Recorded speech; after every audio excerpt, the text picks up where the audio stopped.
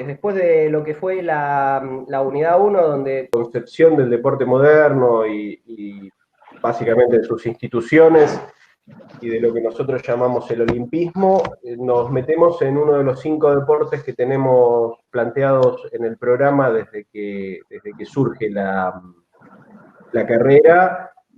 Vale destacar, lo digo en este instante, es que el programa no se ha modificado mucho desde que su primer año en adelante. Sí vamos sumando algunas cuestiones, fundamentalmente en el aporte que viene desde ustedes, y eso es importante. Lo primero para destacar respecto de lo que vamos a charlar, lo dije al pasar en un par de clases, pero me parece que vale la pena repetirlo, es que nosotros no nos vamos a convertir en función de lo que veamos aquí en técnicos de fútbol. Con lo cual, no es que necesitamos un detalle muy, muy fino del conocimiento de la estrategia y de la táctica, como si fuésemos a posicionar a jugadores en un campo de juego para que sigan nuestras órdenes en función de. Vamos a tratar de entender lo que dicen los autores al respecto para que después nuestros formatos periodísticos tengan una lógica y no sea un cúmulo de impresiones al estilo a mí me parece que, o yo creo que, o yo siento que, o todas esas reflexiones empíricas de cómo juegan, cómo dejan de jugar los equipos. La otra a entender es sobre el nivel de tecnicismo, que tampoco puede ser tan, pero tan avanzado para llegar a un punto en el cual no solo no nos entendamos nosotros. Esperen que desconecto el WhatsApp web, porque si no van a empezar a entrar. No nos entendamos ni nosotros ni nos entiendan esos posibles receptores del mensaje que queremos dar. ¿Qué es lo que pasa muchas veces? Primero, en lo que vemos, en lo que escuchamos y en lo que leemos de los relatos periodísticos hay o una simpleza, un nivel tan, pero tan básico de desarrollo que da la sensación que se queda todo en ese terreno de a mí me parece que si hubiese hecho tal cosa el resultado hubiese sido otro, sin entender una lógica completa de lo que significa la toma de decisiones, tanto de un entrenador, de un cuerpo técnico, como la toma de decisiones de los jugadores dentro del campo de juego para cambiar o modificar una situación. O se van al terreno estrictamente técnico y te terminan dibujando mapitas de cómo se hubiesen resuelto situaciones dentro de un campo de juego que no contemplan algo básico y totalmente entendible, que es el factor humano, o sea, el factor de lo que expresa el jugador dentro de sus posibilidades técnicas, de eso que es la estructura de pensamiento de un cuerpo técnico, incluso hasta arriesgaría a decir de una institución, y el desarrollo que manda a hacer al campo de juego a partir de una decisión táctica. Lo notamos y lo vemos mucho, sobre todo en lo que son comentarios radiales y comentarios televisivos, en la simpleza del colega, de la persona que le toca realizar esta tarea, en el hecho de que siempre queda la sensación de que saben más incluso que los propios entrenadores de la situación que se planteó hace instantes en el campo de juego. Esto no es una situación valorativa, o sea, probablemente puedan saber más. No tengo manera de resolver esa ecuación y esa cuestión, pero lo cierto es que no necesariamente es lo que hay que traducir a un trabajo periodístico. Entonces la pregunta sería ¿cuál es la cuota?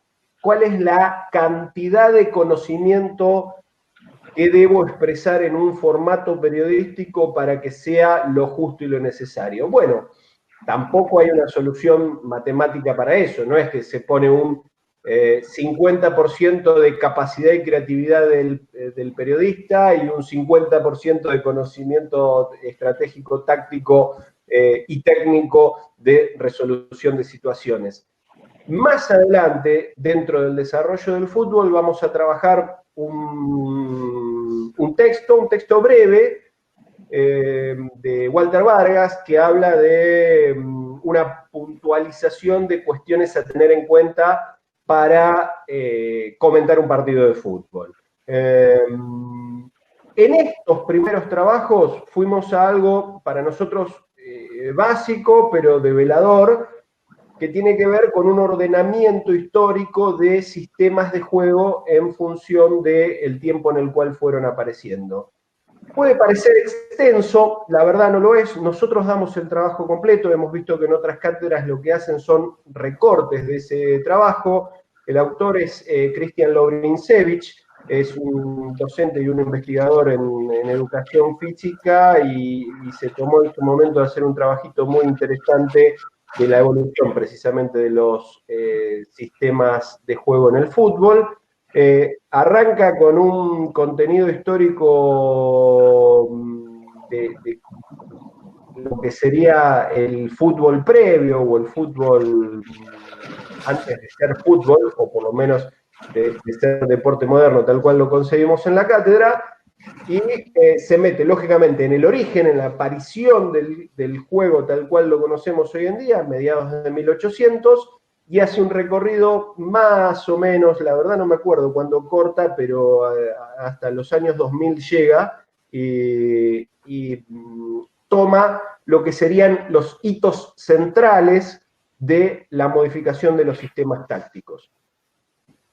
Voy a aclarar por qué pongo que esta es una clase de estrategia y táctica, porque generalmente, y suena mejor, se habla de táctica y estrategia. De hecho, hasta autores musicales juegan con esas palabras y en ese orden. Pero me parece que eso es lo que genera un problema. Entonces pongo estrategia y táctica, porque la definición más sencilla que puedo dar respecto de ellas dos, que son complementarias, lo vamos a ver en el recorrido de los textos y de los autores que vamos a ir trabajando, la estrategia es el qué y la táctica es el cómo. O sea, si nos quedan esos conceptos claros de entrada, vamos a empezar a evitar la primera sarta de errores que producimos como periodistas deportivos en función de no entender de qué estamos hablando. O sea, a ver, es una definición más que sencilla. ¿Se acuerdan que tenemos como cátedra junto con Juan esa tendencia de tratar de simplificar lo máximo posible para después que vayan apareciendo algunos componentes de complejidad en función del conocimiento de ustedes? Pero estrategia es el qué. O sea, ¿qué voy a hacer? ¿Qué quiero hacer? ¿Cuál es mi planteo para esta situación? Y la estrategia para mí responde a la estructura, a la formación ideológica de no solo lo que se ve después representado en el campo de juego, sino de lo que sería un todo. Por eso digo, no alcanza solo un cuerpo técnico. Para mí, cuando uno habla de estrategia, tiene que pensar a la institución. Hoy por hoy vemos, sobre todo en el fútbol profesional, que eso se ha perdido un poco, que las urgencias respecto de los resultados hacen que las estrategias sean cada vez menos institucionales y sean más situaciones de resolver apuros estadísticos de tablas de posiciones. No me voy a meter en eso porque lo único que harías sería desviar el debate de la clase. Después, en algún momento, si lo quieren charlar, lógicamente lo charlamos. Entonces, sí pienso que la estrategia es la idea de un entrenador jefe y de un cuerpo técnico respecto de lo que pretende que haga su equipo en un mediano o largo plazo, no en un momento de un partido. La estrategia va a la idea de resolver, qué sé yo, en principio ya para meternos en el fútbol específicamente, para resolver relativamente rápido es qué tipo de juego desarrollo. A partir de esa línea tengo que pensar un montón de cosas más. Ese montón de cosas más incluye, por ejemplo, entender qué intérpretes tengo. Acá no me quiero poner muy fino y empezar a hacer nombres porque repito que lo único que genera es que traigamos a la discusión quiénes son. O sea, da lo mismo tener cualquier jugador que tener un jugador específico. Bueno, en algún momento, en parte de los textos que vamos a ver, van a ver que los autores puntualizan nombres y apellidos de jugadores. No es el caso de Lovrinsevich, que va efectivamente a tácticas, a sistemas de juego, pero los otros autores puntualizan en nombres de algunos jugadores situaciones especiales. Incluso también en el recorrido de las clases de fútbol vamos a ver un texto que habla respecto del juego global y de los especialistas en momentos y en segmentos del juego. Y después de tener pensado eso, de tener no pensado, de tener resuelto la situación estratégica, lo que quiero plantear para que haga mi equipo, recién aparece la discusión táctica. El cómo es la manera de ejecutar eso que es mi estructura de pensamiento. Y efectivamente, en ese cómo, en esa táctica, lo que van a aparecer es la mayor cantidad de variables. O sea, porque lógicamente, también alguno de los autores lo plantea, hay muchos equipos, muchos cuerpos técnicos que parece que lo único que logran con sus equipos es que no modifiquen en el tiempo, en los 90 minutos de partido, pero a veces en los veintitantos partidos de un campeonato, nunca varíen su forma de jugar como que no entendieran los momentos de los partidos. Bueno, ahí es una cuestión a tener en cuenta. Estratégicamente, nosotros queremos un grupo de jugadores formados para que hagan determinada cosa. Y tácticamente vamos a ir modificando piezas, situaciones, vamos a considerar partido a partido, vamos a pensar momentos del partido para mover, encastrar y desencastrar esas piezas y lograr un resultado. Acá resuelvo gran parte de la cuestión de estrategia y de táctica. No hay, lo digo categóricamente y si quieren lo discutimos ahora, no hay ningún estratega, ningún creador de sistemas, ningún entrenador, ningún cuerpo técnico que no tenga como resultado final ganar el partido. Porque es el objetivo. O sea, es incluso distinto a la estrategia y es incluso distinto a la táctica que utilicen. El objetivo del juego es ser ganado, no es empatar y no es perder por poquito. Le den vueltas, por donde le den vueltas, lo que se quiere es ganar. Entonces, cuando te dicen, no, este técnico es muy ganador, o este planteo es muy ganador, lo que estamos cometiendo es una simpleza de razonamiento. Ganar queremos todos. El tema es, ¿qué pensamos estructuralmente para hacerlo y qué desarrollamos pragmáticamente para lograr ese resultado? Y esto viene atado, nosotros no hablamos de las reglas del fútbol, creo que las vieron en Perio Deportivo 1, porque de hecho en la propia reglamentación dice que el objetivo del juego es meter un gol. O sea, y efectivamente es modificar el resultado a tu favor.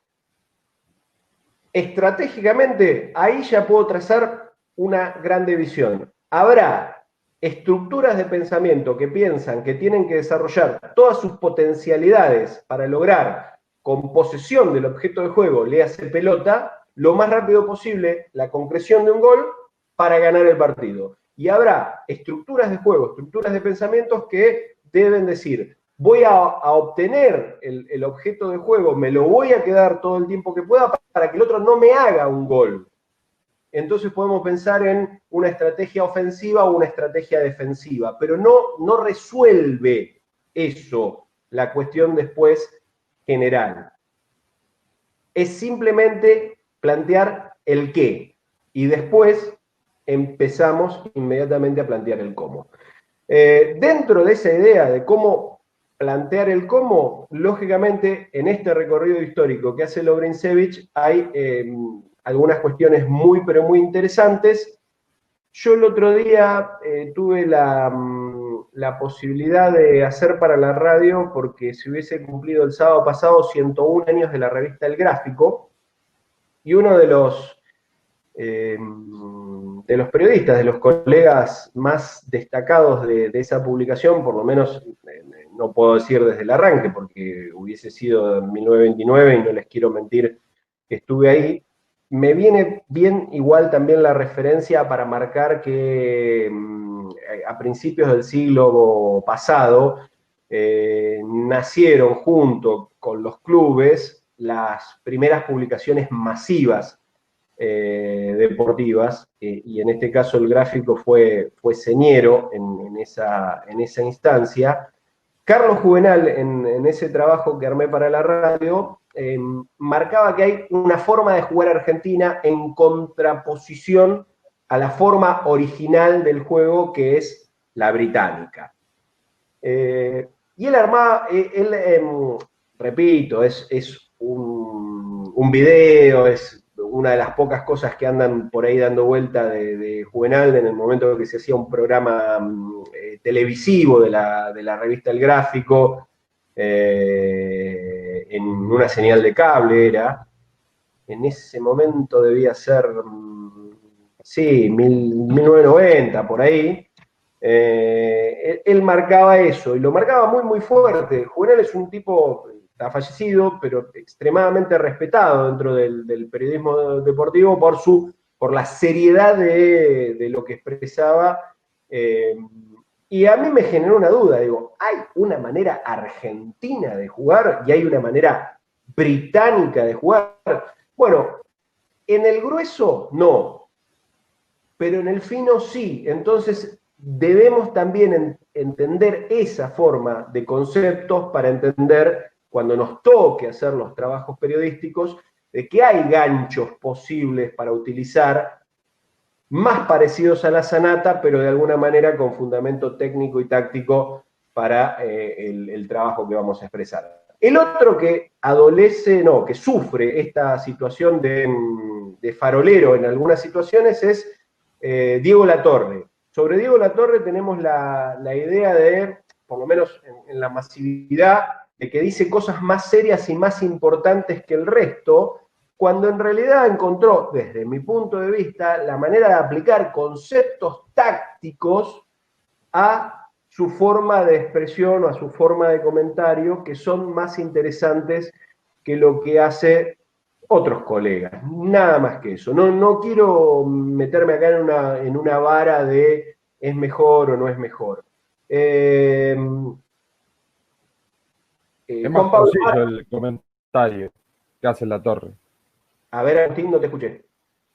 Que digo Latorre como que es muy, muy puntual y va al grano. Hay otros periodistas que te dan toda una vuelta para explicarte, no sé, cómo finalizó en gol, una jugada, una expulsión. Diego Latorre va derecho a eso, por ejemplo, claro, la jugada terminó en gol porque de mitad de cancha en adelante la movieron bien la pelota, le llegó al 9 y metió el gol. Hay otros que te dicen, no, porque el arquero sacó para la derecha, el 3 la cambió para el 4. Es más específico lo que dice Latorre.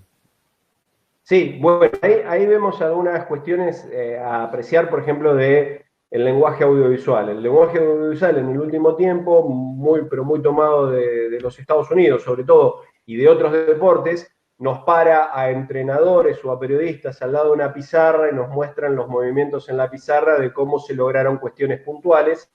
Ahí es donde digo que hay que ser cuidadoso respecto de que también hay una interpretación del jugador en el campo de juego de determinadas situaciones que nosotros de comentario no vamos a poder evaluar nunca. O sea, no vamos a poder nunca evaluar si pisó o no pisó una zona diferenciada del campo de juego. No podemos evaluar si tenía, voy a decir una brutalidad, ¿no? Los cordones atados o desatados.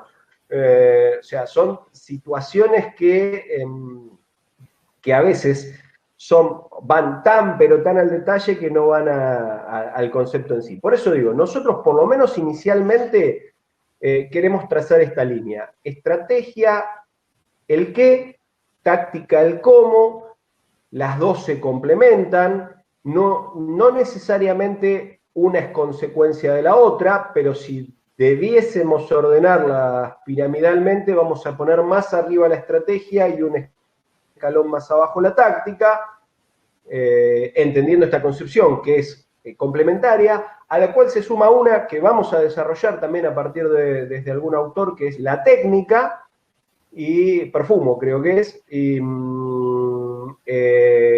un cuarto nivel, vamos a ponerlo, pero también incluido y también complementario a estos dos, que tiene que ver con el manejo de la individualidad de los jugadores para situaciones puntuales.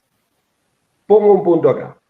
Tracen una línea y piensen que esto siempre tiene que estar traducido a un lenguaje lo más llano posible, lo más accesible posible para mayorías, no para superentendidos en estrategias y tácticas de fútbol, porque nuestro público va a decir, Sánchez es un burro, hablo del 4 de Estudiantes, no puede jugar a nada. Y no va a entender si el tipo tiene una orden estructural de que los laterales pasan al ataque indefectiblemente, y cuando de un lateral se pasa al ataque, vamos a suponer el derecho, en el izquierdo el lateral se cierra, se va hacia el centro del campo de juego y el volante por ese lado retrocede para cubrir espacios. Dicho llanamente, es un burro por capacidades individuales, por capacidades técnicas. Ahora, probablemente sea un gran jugador de equipo porque interpreta claramente lo que su cuerpo técnico le ordena que tiene que hacer y entiende la estructura del juego planteado en general por ese cuerpo técnico para ese momento del año, de la competición en la cual le toca. Ahora, si después no resuelve ninguna, no resuelve ninguna. Entonces, la discusión muchas veces se agota en esas dos cosas. Ser extremadamente técnico en lo que uno quiere expresar no resuelve la situación que más de la mitad de las veces que recibe la pelota la resuelve mal X jugador. Esto no contempla la individualidad del jugador, pero tampoco contempla que tácticamente hay una decisión de no pasar en ese momento del partido o en ese partido por ese sector del campo de juego y no contempla que estructuralmente ese equipo no juega por ese sector del campo de juego o no hace que el juego en ese momento sea para lograr la productividad deseada, que es llegar a la otra área y tratar de convertir un gol. Nos agotamos en eso. Por eso vuelvo a la idea. Ideas claras, pero sencillas, sean lo más directos posible. Lógicamente, como en todo conocimiento específico, hay terminologías específicas. Bueno, utilícenlas, pero utilícenlas con el criterio de saber que excederse en ellas no es una virtud. O sea, es simplemente tratar de decir, conozco el diccionario de palabras que existe. Nosotros en el lenguaje castellano dicen que tenemos más de 3.000 palabras. ¿Saben cuántas usamos para hablar? 300 y pico. O sea, usamos el 10% de la potencialidad que tenemos. ¿Por qué? Porque si yo me pongo a decir términos extremadamente complejos, porque los saqué del diccionario, el 95% de los que compartan mi alocución no entienden un corno de lo que estoy hablando. Entonces me tengo que poner a explicar los términos en lugar de explicar lo que quiero decir. Bueno, ideas cortas, ideas sencillas, ideas claras, van a ayudarnos en ese proceso de poder explicar estos niveles. Y después voy, en la segunda parte, a lo puntual. Lo puntual es entender que hay alguien que plantea que en determinado momento del juego van a pasar cosas. Y dice, esto va a pasar si yo hago tal cosa. Bueno, después si no pasan, está el resultado. En eso hay algo que nos va a condicionar también en el momento de hacer nuestro trabajo, que es entender que el resultado es determinante para lo que vamos a decir. Probablemente encontremos entrenadores en una conferencia de prensa, si son de escuchar transmisiones deportivas me van a entender lo que les digo, que dicen, nosotros hicimos todo bien, pero perdiste, maestro. Entonces no hiciste todo bien. No, y el tipo tipo te dice, nosotros hicimos todo bien, lo que no se dio fue el resultado. Y hay, dentro del mundo del periodismo, un enojo fastuoso con ese tipo de declaraciones. O sea, nos exacerbamos con un tipo que te dice, nosotros hicimos todo bien. El problema es que los otros metieron un gol y nosotros no. Bueno, perdiste 1-0. Digo, acá también en la resolución, después de nuestros trabajos, va a haber una serie de ingredientes, vamos a usar esa palabra, que no es la que corresponde, que vamos a tener que considerar. Nunca podemos perder de vista en lo que va a ser nuestro trabajo, es el resultado del partido, las incidencias, en algún momento también vamos a hablar de incidencias, no es lo mismo ganar o perder si me quedé con menos jugadores en el desarrollo del juego,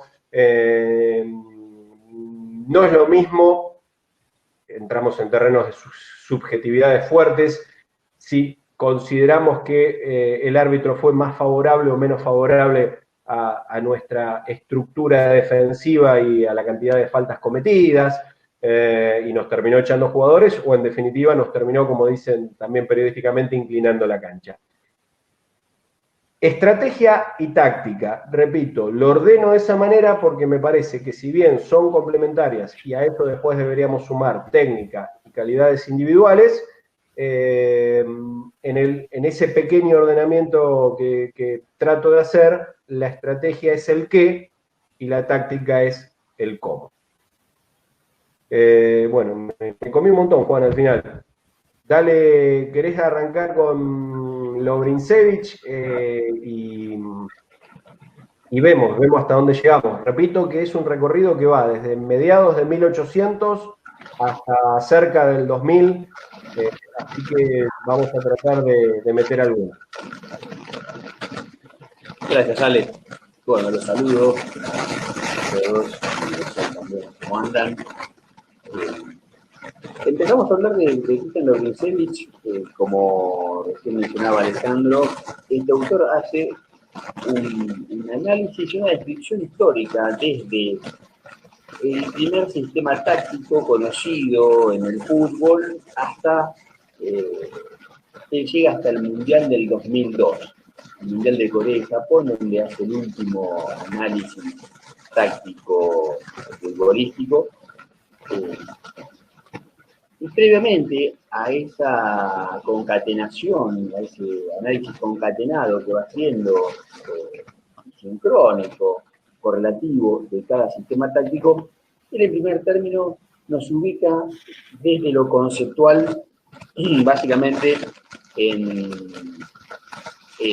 dos dimensiones que están presentes en la táctica. Él arranca hablando directamente desde lo que es la organización táctica estructural, es decir, desde cómo se organiza la táctica, y lo desarrolla en el sentido de las menciones que fue haciendo Alejandro recién. Lovrincevich nos dice que hay como dos caras de una misma moneda, que vendría a ser la táctica, dos dimensiones. La primera dimensión que él toma es la dimensión estática, que es la que tiene que ver, es el aspecto que tiene que ver con el sistema táctico o el dispositivo táctico que se pueda tomar o que pueda desarrollar o adoptar un equipo de fútbol. Esto es, cuando habla del sistema táctico o del dispositivo táctico, el modo de colocación de los jugadores en el campo de juego. Una definición que, por ejemplo, es muy parecida a la que da Osvaldo Subeldía en el texto que a veces solemos dar de lectura, en donde Subeldía define que es la estrategia y que es la táctica. Y él dice que la táctica, Subeldía dice que la táctica es el arte de disponer los jugadores en el campo de juego, de distribuir los jugadores en el campo de juego. Algo similar dice Lovrincevich.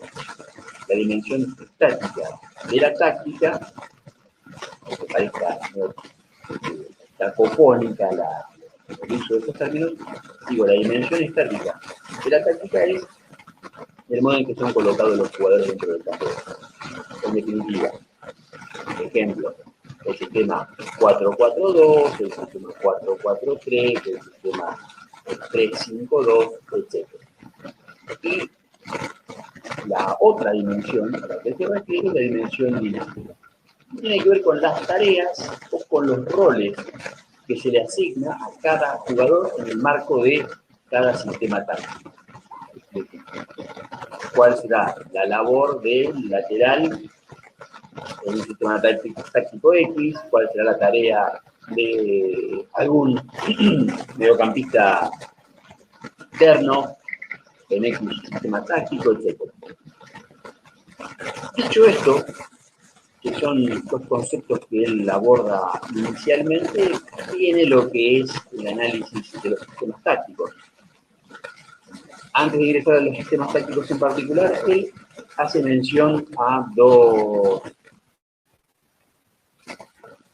estadios de lo que es la táctica en el fútbol. Por un lado, el sistema táctico primitivo, podríamos decir el sistema táctico originario, de los primeros momentos de la táctica en el fútbol, donde los equipos se paraban en la cancha con un arquero y los 10 jugadores de campo como atacantes, es decir, los 10 jugadores del campo cumpliendo tareas ofensivas, tareas de intentar llegar al arco rival y marcar algún gol. Desde este punto de vista, desde el punto de vista dinámico, vemos acá que la dimensión dinámica de la táctica, ¿no? Desde este punto de vista veríamos que en este sistema táctico los 10 atacantes cumplen tareas ofensivas, o los 10 jugadores de campo, con la excepción del arquero, cumplen tareas ofensivas, de ataque. Esas son las misiones o los roles que se les asignan. Un segundo estadio de la táctica, un segundo momento de la táctica en el fútbol, lo dice, es el sistema de dos líneas. Es decir, a partir de ese momento,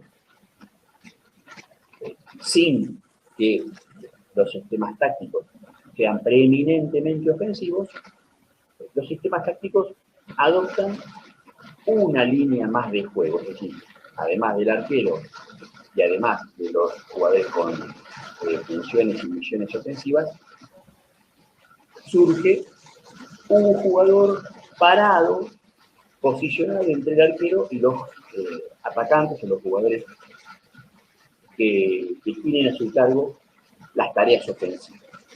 Ese es un primer momento, un primer instante en el cual se produce un quiebre de los sistemas tácticos. ¿Qué pasa? Del sistema táctico primitivo, de un arquero, de 10 jugadores de campo, todos con la misión de llegar al arco contrario, de convertir, de tener una tarea ofensiva, y un primer momento de quiebre de los sistemas tácticos dado por el sistema táctico conformado por dos líneas. El sistema primitivo sería, necesitamos al arquero, un sistema de una línea, porque los 10 jugadores tienen funciones ofensivas, y el sistema de dos líneas, que es la primera innovación táctica que se da en el fútbol a partir del retroceso de uno de los jugadores con funciones atacantes posicionalmente unos metros más atrás y ubicarse entre el arquero y los otros 9 jugadores de campo que tenían funciones netamente ofensivas. A partir de esta distinción que hace Lovrincevich, es que él comienza a analizar los sistemas tácticos. Todos los sistemas tácticos que él va a analizar, en realidad, están integrados dentro de los sistemas de dos o más líneas, es decir, ya son sistemas tácticos no primitivos, podríamos decir, en algunos casos son muy antiguos, porque se remonta a 1870, con la aparición de la primera gran innovación táctica, del surgimiento de los sistemas tácticos de dos líneas. Él no dice cuándo, en qué momento histórico se produjo esa alteración táctica de pasar de un sistema primitivo, que es el arquero, 10 jugadores atacantes, a un sistema en donde, además del arquero y 10 jugadores, 9 jugadores del campo, tenemos un defensor. Alexis dice, el de 2 líneas a veces se sigue usando los últimos minutos, acá dice. Y sí, es cierto, claro. En los casos en donde un equipo tiene que salir a buscar un resultado, no solamente ganar, en muchos casos descontar en el marcador, porque marcar un gol le significa que de visitante, por ejemplo, generar la posibilidad de que a posteriori de local en el partido de vuelta, marcando esa cantidad de goles, pase de pase o elimina a su rival. Pero sí, es cierto, hay momentos del juego en donde la necesidad deportiva de resultados lleva a pasar a jugar, en algunos casos, con prácticamente un sistema táctico de 2 líneas. Pero a diferencia de lo que menciona Lovrincevich, en el ejemplo que da Alexis, acá hay una necesidad momentánea, si se quiere, ¿no? En aquella descripción que hace Lovrincevich, cuando él nos dice, originariamente el fútbol se jugaba con un arquero y 10 jugadores, sin que entre ellos se pasasen la pelota, el pase como gesto técnico o como acción técnica en el fútbol surge un tiempo después, no surge inicialmente en este juego o en el juego del fútbol. Inicialmente el fútbol se desarrollaba en donde un jugador tomaba la pelota, ya sea porque la recibiese de casualidad de un compañero o porque se la quitase un rival, y la única acción técnica y táctica, además que realizaba, la única acción táctica o técnico-táctica que realizaba era tratar de avanzar y de llegar por su cuenta, por acciones individuales al arco rival. Con el tiempo se incorpora el pase y ahí el sistema de juego empieza a variar. Y con ello también, por supuesto, los cambios tácticos y posicionales de los jugadores dentro del campo de juego. Pero digo, nos marca 2 momentos históricos grandes, Lovrincevich. El sistema táctico primitivo, en donde los 10 jugadores de campo, la única misión que tienen es la de atacar, la de avanzar, la de buscar el arco contrario, sin prácticamente ninguna otra misión, ninguna otra tarea asignada desde lo previo, y el sistema de 2 líneas, que es ya el surgimiento de los sistemas tácticos, podríamos decir, contemporáneos o no primitivos, en donde hay primeras variaciones o innovaciones de tipo tácticas. Ingresando concretamente en lo que es la evolución de los sistemas tácticos, que es así como llama Lovrincevich a los diferentes cambios de dispositivos tácticos que se van sucediendo con el tiempo, él se para en 1870. Él considera que 1870 es el primer momento en donde hay una gran innovación táctica, un gran cambio desde el punto de vista táctico, desde el punto de vista de cómo parar a un equipo en el campo de juego y cómo hacer para que cumpla con las distintas tareas y objetivos que un equipo se puede plantear ante un partido. Ese primer sistema táctico que él reconoce es el sistema táctico 1-1-8, es decir, pasamos del sistema de 2 líneas, que es el primer quiebre táctico que se da en la historia de la táctica del fútbol, en donde de 10 jugadores de campo, todos lanzados al ataque, pasamos a 9 jugadores en ataque, con un compañero, número 10, con tareas defensivas, a un jugador con misiones defensivas, pero de los 9 jugadores que tienen tareas ofensivas, se retrasa a uno de ellos al campo de juego, personalmente en el campo de juego, a ocupar posiciones, podríamos decir hoy, de mediocampista o de centrocampista, y funciones más bien defensivas, o de balance, o de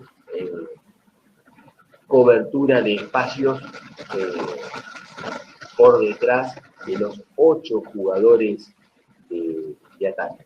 Esa es la gran innovación y es el surgimiento o el momento, 1870, en donde el fútbol adopta las 3 líneas, que son las que se siguen empleando cuando vemos cualquier equipo de fútbol parado en un campo de juego. Vamos a ver que tiene una línea defensiva, o una línea, mejor dicho, de defensores, una línea de mediocampistas con distintas tareas.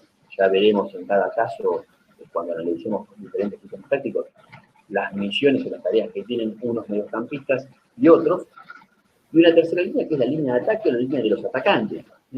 A partir de 1870 podríamos decir que, de acuerdo a lo que nos dice Lovrincevich, y si rápidamente uno imagina y repasa cómo tácticamente separan los equipos, no han habido variaciones desde el punto de vista del surgimiento de las 3 líneas. Hoy tenemos, como en 1870, 3 líneas: una línea defensiva, una línea de medios y una línea de ataques. Después sí, con las variaciones en cada caso, que vamos a ir viendo a continuación, y seguramente en varias de las clases que siguen. Lovrincevich nos dice que más o menos 5 años después, en 1875, yo creo que él marca estos años como para situarnos desde el punto de vista histórico. Los cambios, lógicamente, como en cualquier ámbito de la vida, se van dando de manera paulatina y no hay un momento con una fecha precisa en donde se produce un cambio. Tal vez uno puede situar un cambio, una innovación en algún momento histórico cuando se termina de moldear, pero los cambios van teniendo lugar de manera dinámica. Pero él nos indica que en 1875 se produce, dentro de lo que es ya el sistema táctico en el fútbol de 3 líneas, una nueva modificación, que es el retroceso de alguno de los atacantes a la zona de mediocampo o a la defensa según el caso. Él toma allí 2 ejemplos: el sistema táctico holandés, que comienza a pararse con 2 defensores, 2 mediocampistas y 2 atacantes, y 6 atacantes, o sea, dentro de los 10 jugadores de campo, podríamos decir que con relación al sistema 1-1-8, los holandeses retroceden tal vez a alguno de los mediocampistas a la saga defensiva, formando una línea de 2 defensores, y retroceden otro de los atacantes al mediocampo, armando un centro del campo con 2 mediocampistas, y arman ese sistema de 2-2-6. 2 defensores, 2 mediocampistas, básicamente con roles defensivos, de marca, de marcaje, de marcación, y 6 jugadores con misiones netamente ofensivas. Y el otro sistema táctico de la época, de 1875, que marca, según Lovrincevich, una alteración desde el punto de vista de la cantidad de jugadores en la distribución sectorial del campo de juego, es el holandés, el inglés. El inglés mantendría un único defensor, como el sistema de 1870, pero retrocede en el campo de juego a un mediocampista, a un delantero, y le ubica en el mediocampo. Con lo cual, el sistema inglés de 1870 separa con un defensor, 2 mediocampistas con funciones defensivas, netamente defensivas, y 7 atacantes. 7 jugadores, todos ellos prácticamente con la misma misión, que es la de llegar al arco contrario y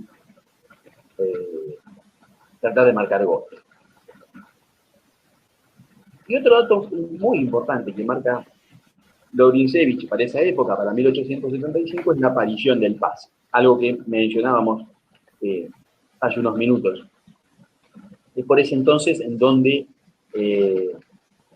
se inventa el pase supuestamente es inventado por los galeses, el gesto técnico, la acción técnica de darle la pelota a un compañero, buscándolo de manera prefijada, predeterminada, como manera de prosperar regularmente en el campo de juego y acercarse al arquero, surge en esa época, 1875, lo cual fue una innovación desde el punto de vista técnico, pero también táctico, tremenda, porque pensemos que cuando el pase no existía,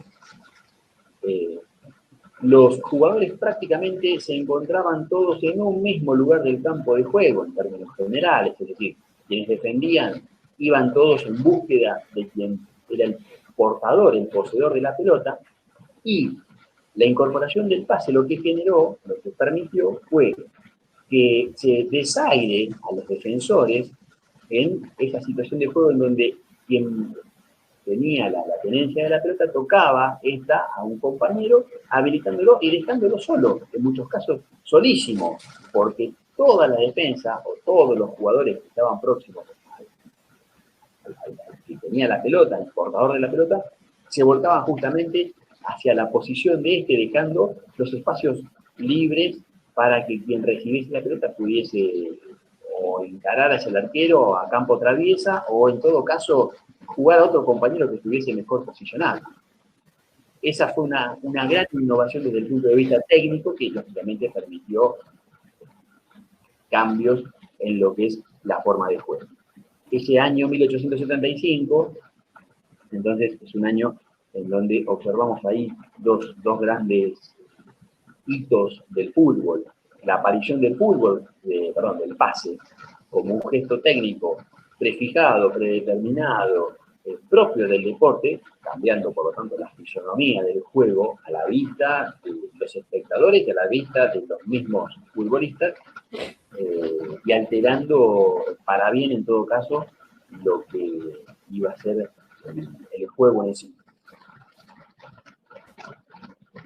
Habíamos hablado de estos dos primeros sistemas tácticos, el 1-1-8 y la primera variación de este sistema táctico que se da en 1875, en donde lo que vemos es un corrimiento o un retraso de delanteros, ya sea al medio campo o a la defensa.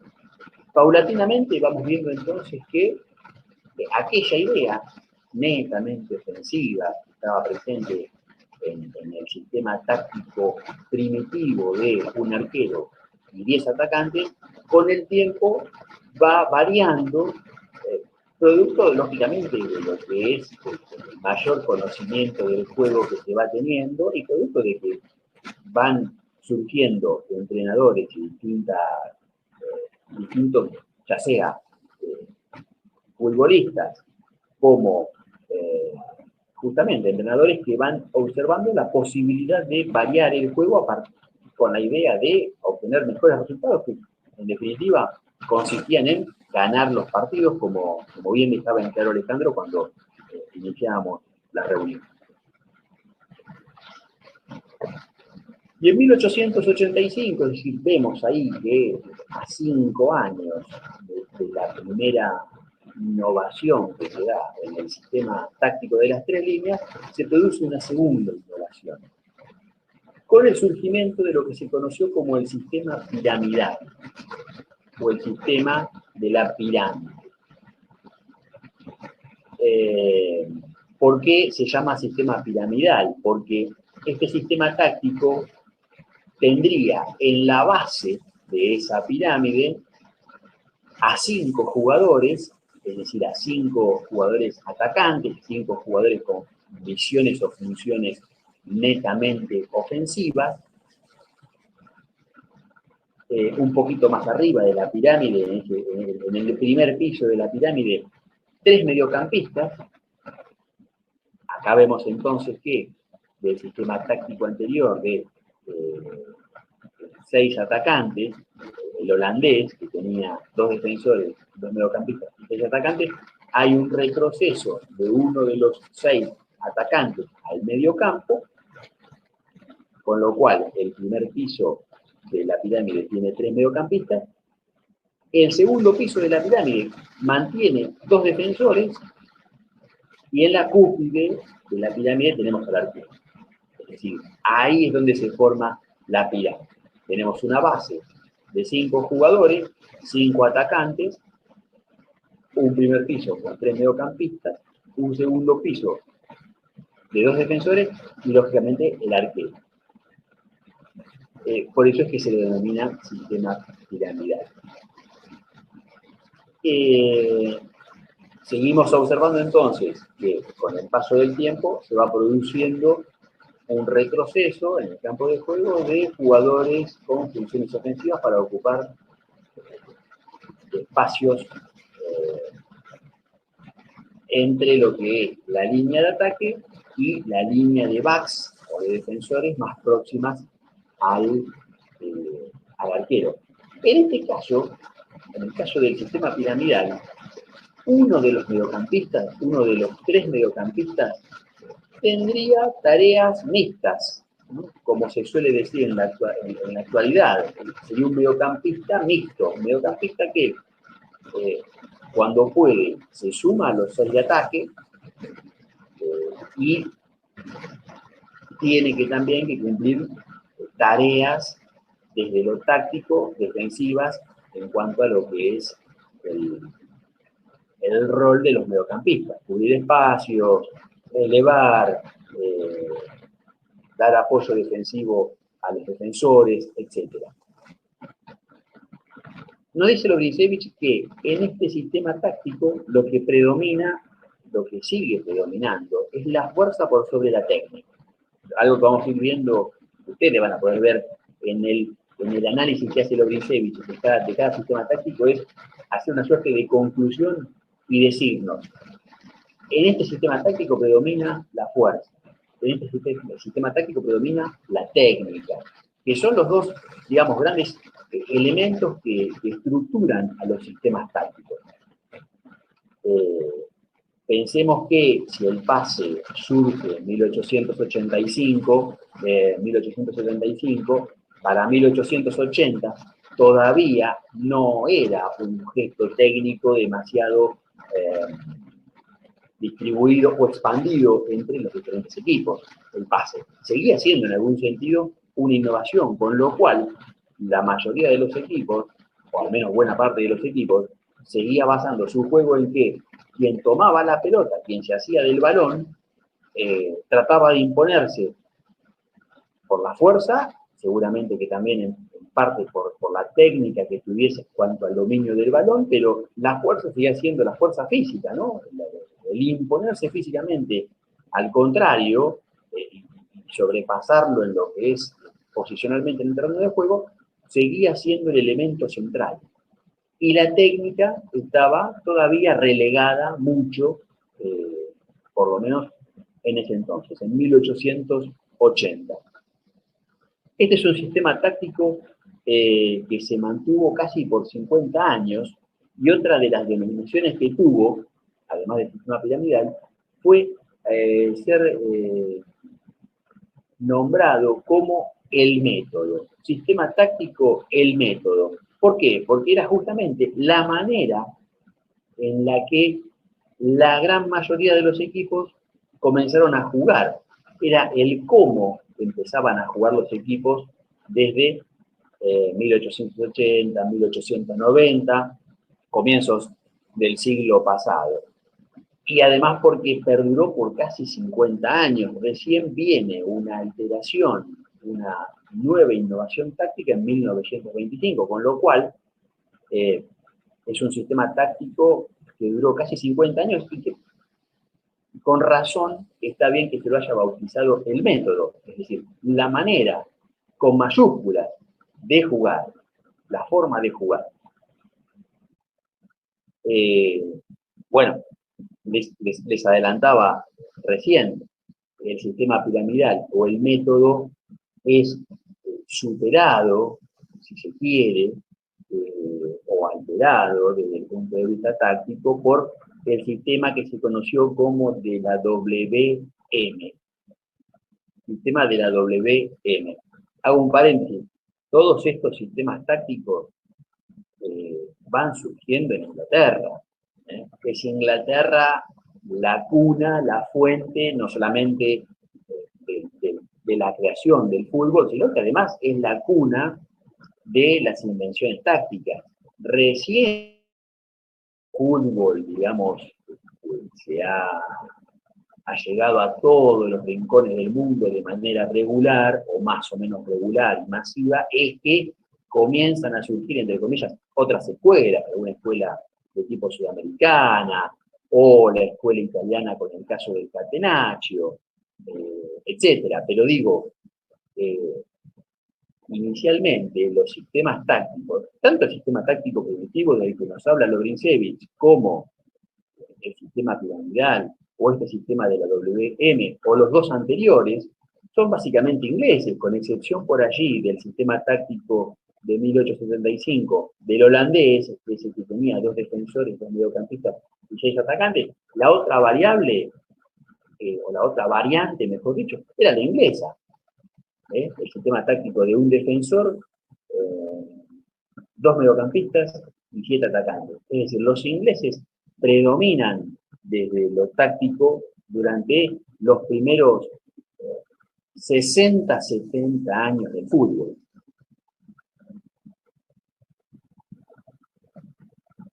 Estaba leyendo ahí lo que comentaba Ale, claro, el juego asociado para otros sistemas coinciden las apariciones de competencias internacionales. Claro, correcto, exacto.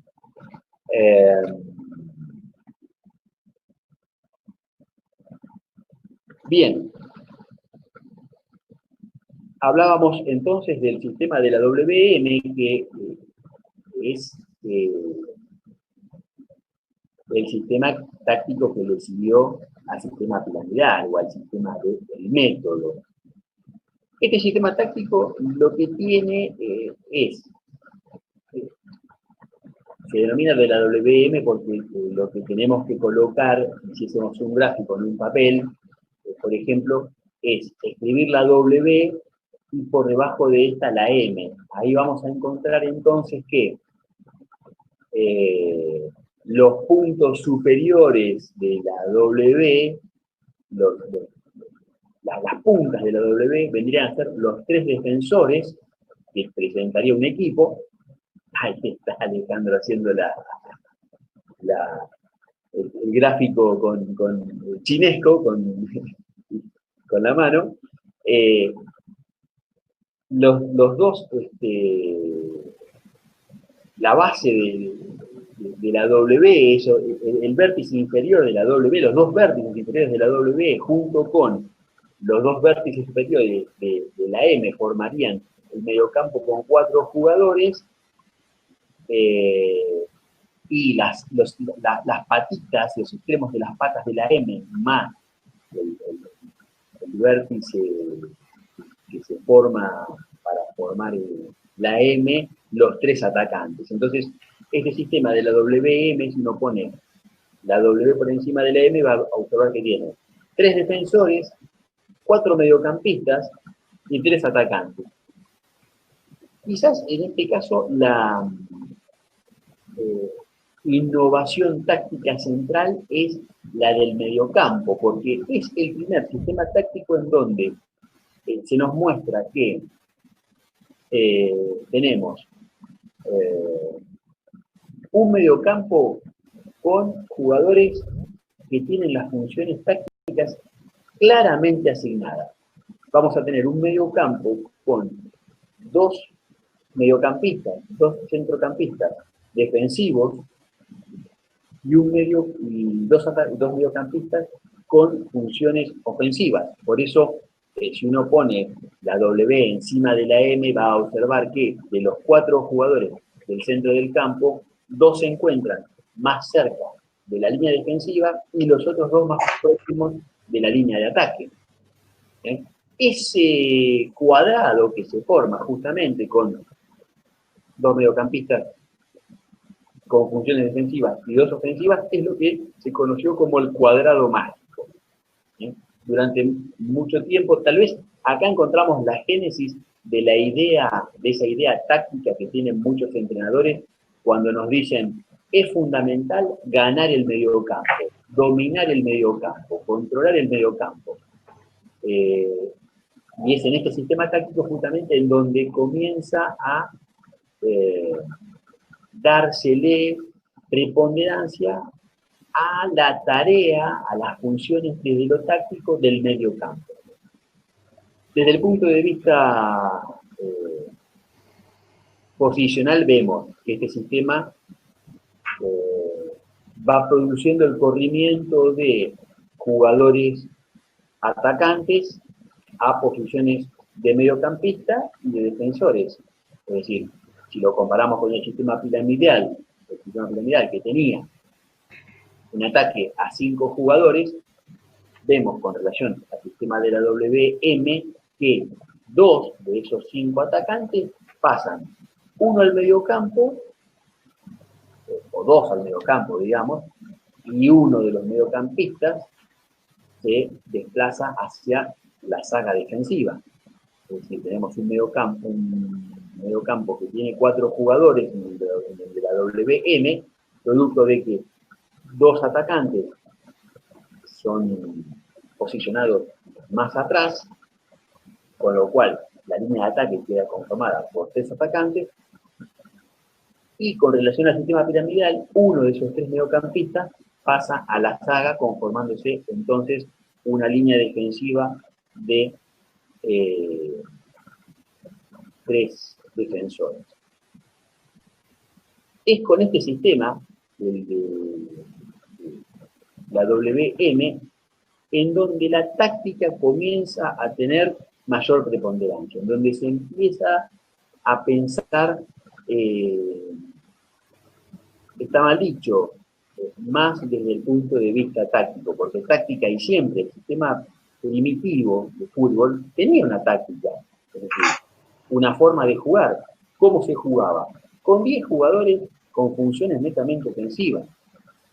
Pero digo, con el sistema de la WM lo que va surgiendo es una muestra de que se empieza a pensar desde el punto de vista de la táctica de manera más integral. Comienza a dársele no solamente preponderancia a lo ofensivo, a la faceta ofensiva del juego, sino que además se empieza a tener hincapié en cuestiones defensivas, se modifica la defensa, se la nutre algo más, ya con 3 defensores, se le asignan a los mediocampistas a algunos tareas defensivas, tareas de juego coordinado con la saga defensiva, y a los otros 2 tareas de ataque, tareas de vincularse desde el punto de vista del juego ofensivo con los atacantes.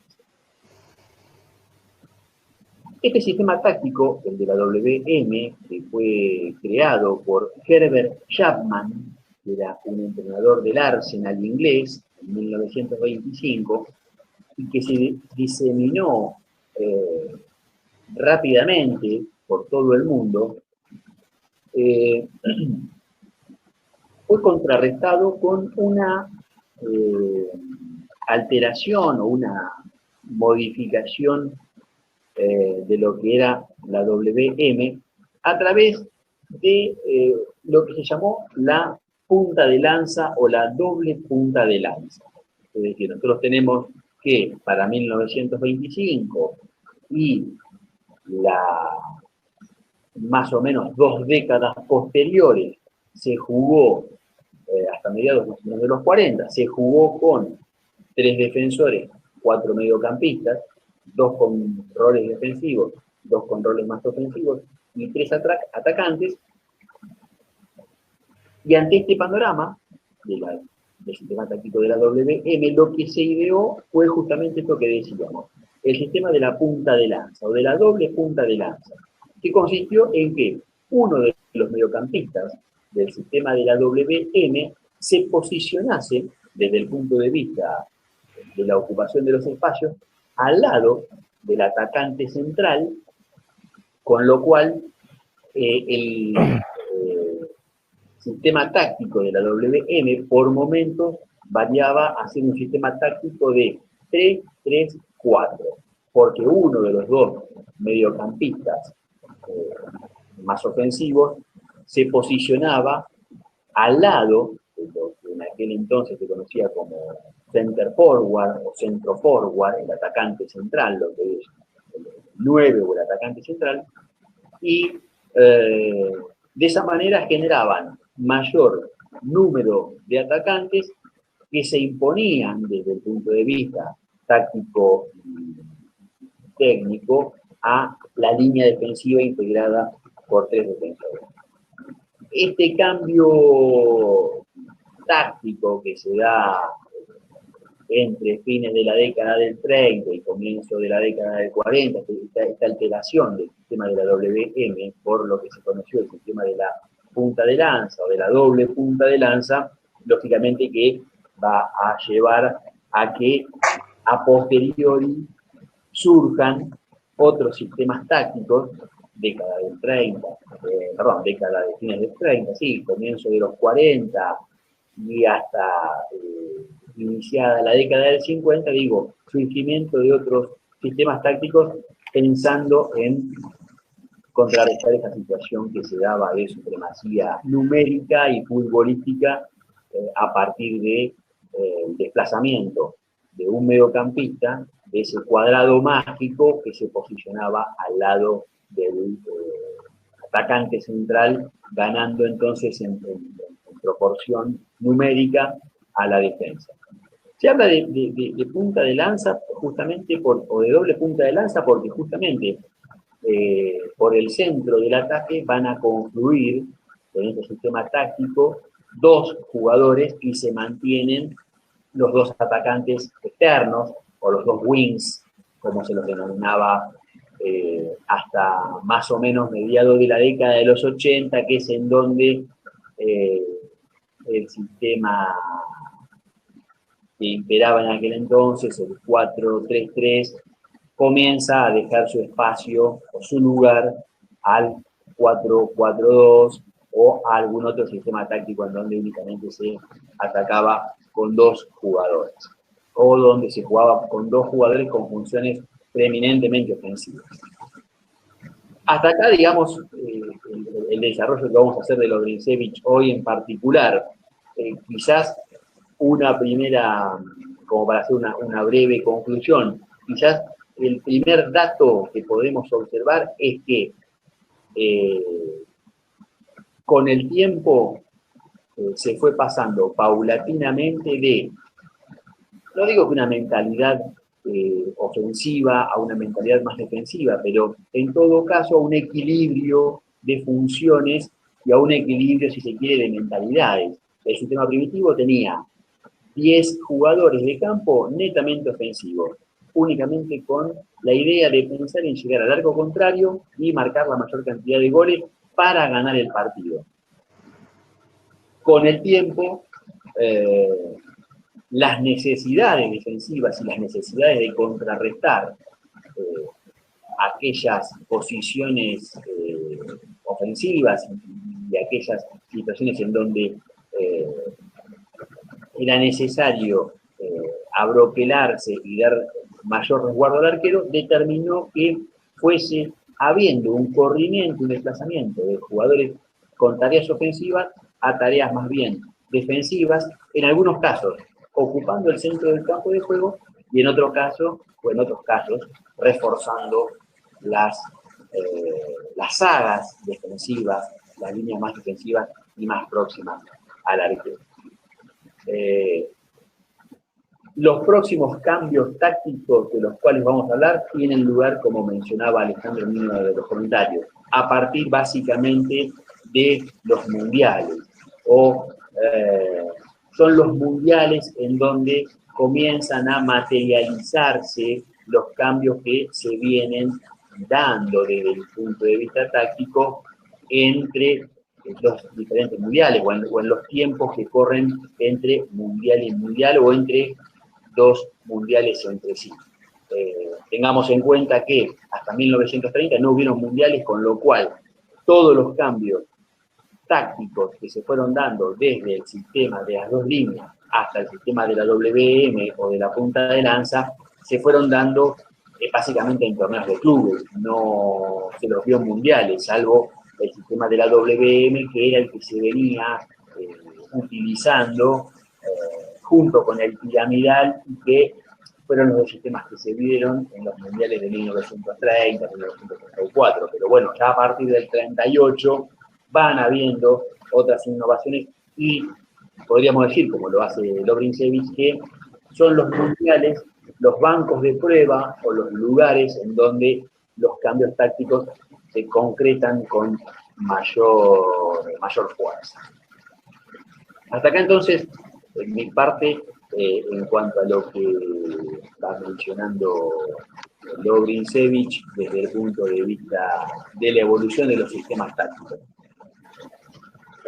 Bien, ahí Sol quiere decir algo. Sí, por supuesto. Abrí el mic, Sol. No, perdón, en realidad me había puesto si había trabajo, digamos, pusiste no hay trabajos prácticos, me emocioné y apreté sin querer. Perdón, no quería decir nada. Fue la emoción nada más. No hay, claro, no hay, vamos a por lo menos terminar el desarrollo de Lovrincevich en función de lo que preguntaste. Sí, hoy mandamos por WhatsApp Lovrincevich y creo que vamos a mandar Subeldía también o Panseri, no sé, todavía no definí, por ahí mandamos los 3 o los 4 textos, no para que se empachen, sino para que también los vayan teniendo. 2 o 3 cositas que tienen que venir relacionadas a esto. No hay manera de que pensemos el fútbol actual, incluso que pensemos el fútbol de la década del 50 a esta parte, respecto de esos primeros sistemas tácticos que mencionó Juan. O sea, ustedes imaginen que son 2 deportes distintos. El fútbol ese original era la posibilidad de un jugador de mostrar su calidad técnica con el dominio de la pelota en los pies para llegar a enfrentar al arquero y meter un gol. O sea, es casi un juego básico, por decirlo de alguna manera, respecto de lo que conocemos hoy en día. Por eso es tan fuerte la aparición del juego asociado, la posibilidad de empezar a dar pases, porque esto también permitió empezar a pensar una segunda faceta muy, pero muy fuerte, si quieren, estratégica del juego, estratégica, y uso la palabra a propósito, que es la posibilidad de cortar el pase. O sea, que hasta allí ni siquiera se planteaba. ¿Sí? O sea, primero, lo más fuerte tengo que decir, no se planteaba que un jugador defensivo hiciera falta, hiciera full, que un jugador defensivo interrumpiera violentamente el traslado del objeto de juego de quien tenía posesión del mismo. Estoy hablando de ese 0-10 o de ese 1-9 original. O sea, a medida que aparecen los defensores, lo que aparece es la posibilidad de interrumpir el juego siempre sin falta, siempre sin full, siempre sin ir a buscar el cuerpo del rival. La innovación galesa del pase lo que trajo es el primer planteo defensivo fuerte, importante, y acá podemos pensar estrategias de juego defensivo y al mismo tiempo tácticas. La interrupción del pase es lo primero que aparece al juego asociado, el juego de pasarse la pelota, que hoy lo conocemos y lo conocemos muchísimo. De hecho, hay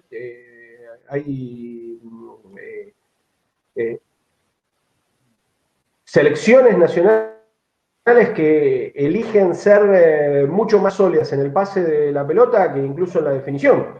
Es extraño lo que estoy diciendo, pero te dicen, bueno, no, pero nosotros nos la pasamos perfecto. Bueno, no importa, no es esa la cuestión, pero digo, es grande.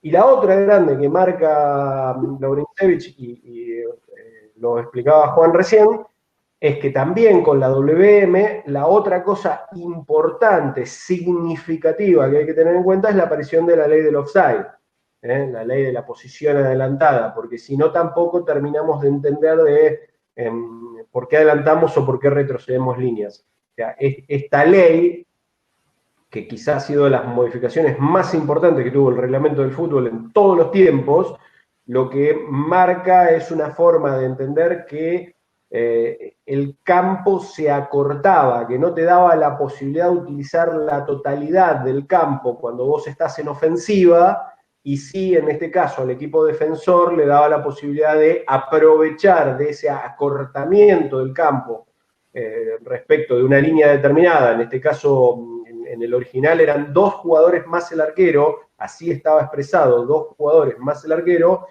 te dejaba la obligación de tener a esos 3 delanteros siempre por detrás de la línea de los últimos 2 defensores. Después hubo una modificación más que lo pasó a 2 jugadores, no explicaba si debía ser el arquero y uno más, que es lo que pasa en la mayoría de los casos, porque suponemos que el arquero siempre está sobre la línea del arco, la línea de fondo, pero dentro del parámetro de los palos, y un jugador más, pero recordemos que en este caso los offside son sobre 2 jugadores, los últimos 2, no implica que sea el arquero o no, puede incluso el arquero irse hasta la mitad de la cancha a jugar de 5, el problema es que vamos a dejar sin posibilidad de usar las manos dentro del área al arquero precisamente, que es una de las virtudes que tiene, ¿no? Bueno, está bueno, paramos acá. Si hay dudas, seguimos por WhatsApp. Repito, no hay un trabajo práctico asociado a esta parte de la clase. Probablemente lo haya cuando completemos el resto de los sistemas tácticos. Quiero meter en este momento, pues si no, no lo meto más, la reflexión de un pensador moderno. Para mí ha sido señero en esto de entender sobre todo la táctica. Y es Alfio Basile, cuando dice: yo a los jugadores los paro bien, el problema es que después ellos se mueven. ¿Sí? O sea, lo que parece un signo de brutalidad extrema, a mí me parece un signo de brillantez extrema. No hay nada de esto que nosotros podamos explicar que no vaya asociado a esos 2 nuevos conceptos que en algún momento vamos a meter, técnica y la individualidad. O sea, lo que hace la persona respecto de lo que vos le decís o no que tiene que hacer. Y vuelvo al concepto inicial de la clase, no estamos formando entrenadores de fútbol, no estamos formando directores técnicos de fútbol. Piensen en la utilización de este conocimiento para poder formar ideas de lo que vamos a expresar de lo visto. O sea, nosotros vamos a ver un partido de fútbol y tenemos que tener la posibilidad de expresar ideas periodísticas al respecto.